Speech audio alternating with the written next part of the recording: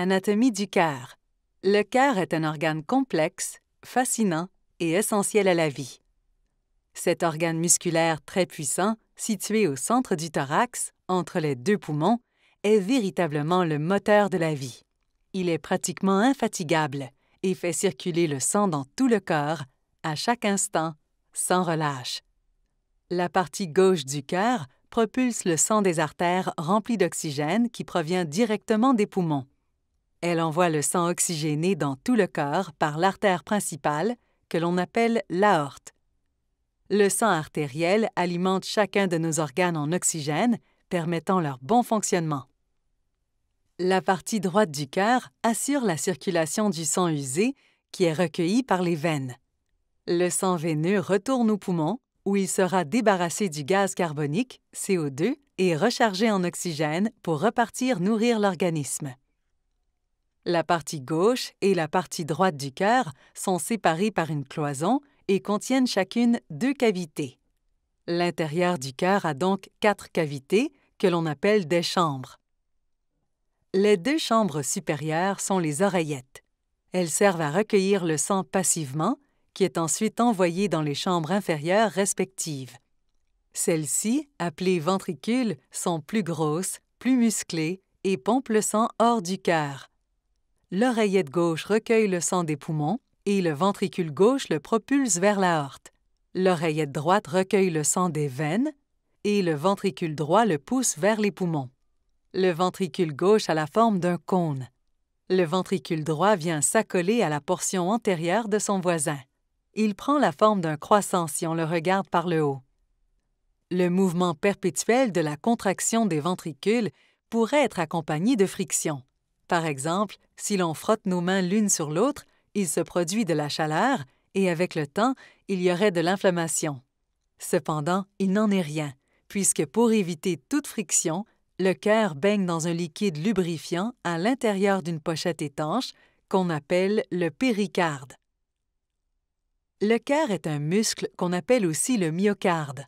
Les chambres cardiaques et les gros vaisseaux prennent leur attache sur un squelette fibreux, c'est-à-dire une structure rigide. Le squelette du cœur est constitué de 4 anneaux fibreux ou cercles tendineux. Le cœur s'articule autour des 2 anneaux les plus gros. Les oreillettes et ventricules droit et gauche s'y attachent. Ces 2 anneaux sont également le point d'attache des 2 valves auriculo-ventriculaires. Les gros vaisseaux du cœur sont l'aorte, qui amène le sang oxygéné vers le cœur, et l'artère pulmonaire, qui envoie le sang usé vers les poumons. La base fibreuse de ces gros vaisseaux prend son départ sur les 2 autres anneaux tendineux auxquels les valves tricuspides sont attachées. Une pompe pour la vie.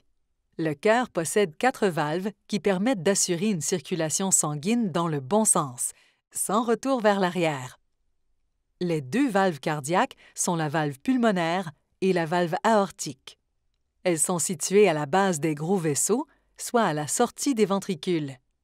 Ce sont des valves tricuspides, c'est-à-dire qu'elles sont formées de 3 cupules attachées sur l'anneau. Elles séparent respectivement l'artère pulmonaire du ventricule droit et l'aorte du ventricule gauche.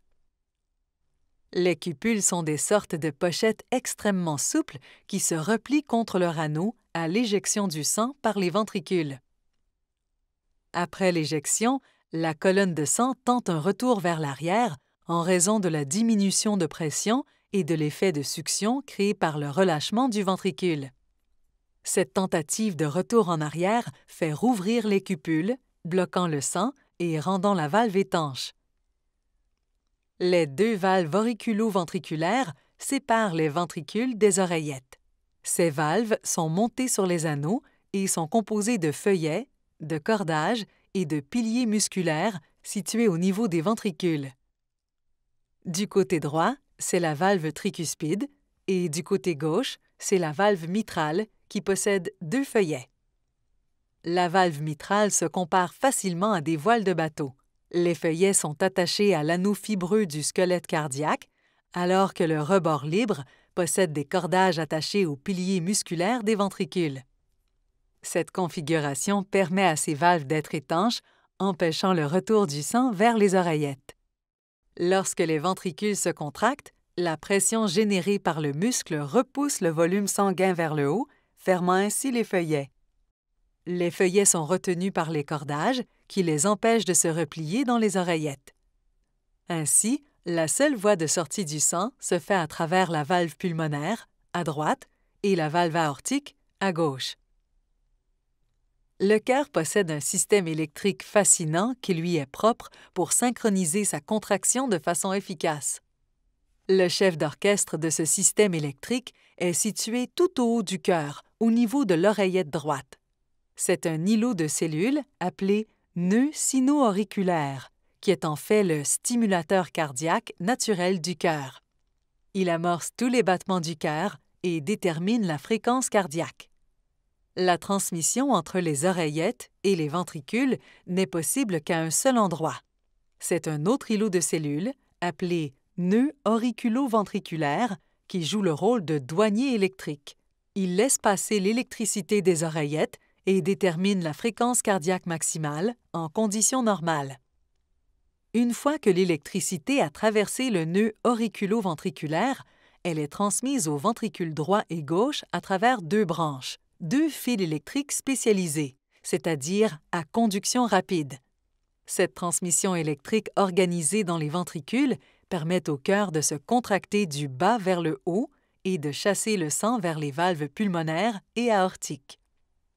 Pour assurer d'oxygéner le muscle cardiaque, le cœur possède deux artères coronaires, la gauche et la droite. Les artères coronaires se ramifient pour entourer le cœur sur toute sa surface externe et ont pour rôle de vasculariser le muscle cardiaque. Elles prennent naissance au début de l'aorte. Elles se divisent ensuite en de multiples branches qui vont pénétrer dans le muscle pour irriguer l'ensemble du cœur. Allez sur icardio.ca pour découvrir une multitude d'informations au sujet de la santé cardiaque.